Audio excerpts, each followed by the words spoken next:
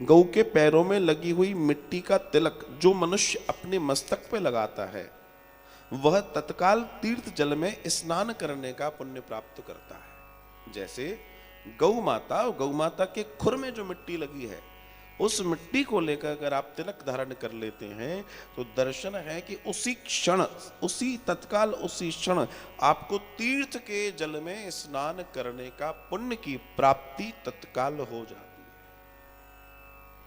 अब आप विचार कीजिए कि हम कई बार दुनिया में भटक रहे हैं, लेकिन बात है कस्तूरी हमारे पास ही है, वही मृग वाली स्थिति।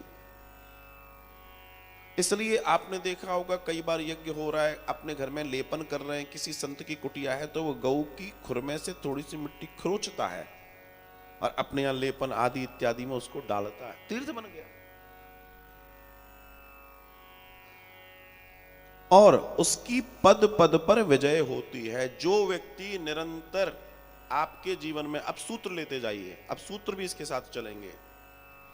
जिन लोगों को कानूनी दांव पेच में बाधाएं आ रही हों, जिनके जो अदालती कार्यक्रमों में जो व्यक्ति निरंतर जीत नहीं पा रहे हो, या जिनको लग रहा हो कि हम बहुत समय से परेशान हैं और वो चक्कर लगा रहे हो, या कोई भूमि का विवाद हो या आदि इत्यादि विवाद हो, ऐसे विवाद में अगर आप विजय श्री नहीं पा रहे हैं तो बहुत छोटा सा दर्शन मैं आपको दे रहा हूं, जो यहाँ ब्रह्म वैवर्त पुराण का दर्शन है। और उस दर्शन में है कि जो व्यक्ति ऐसे समय में अगर वो व्यक्ति गौ माता के खुर की मिट्टी का तिलक लगाना आरंभ कर दे, विजय श्री उसके पास स्वयं चलकर आकर उसका कल्याण करेगी। दर्शन है महाराज, स्वयं तीर्थ का, ठीक है वो तीर्थ की महिमा है, सारी महिमा अपनी जगह पर है, लेकिन इस कलयुग में तो परिणाम भी चाहिए।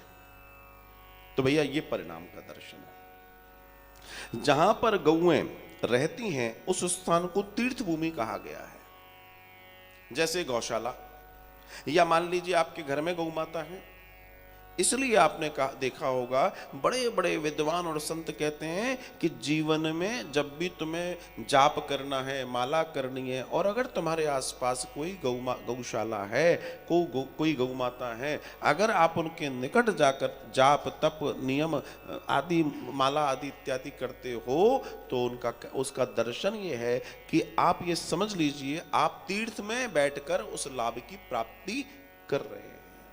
गौ नहीं है, गौ अपने आप में तीर्थ है। गौ माता अपने आप में तीर्थ है, अपने आप में तीर्थ है महाराज।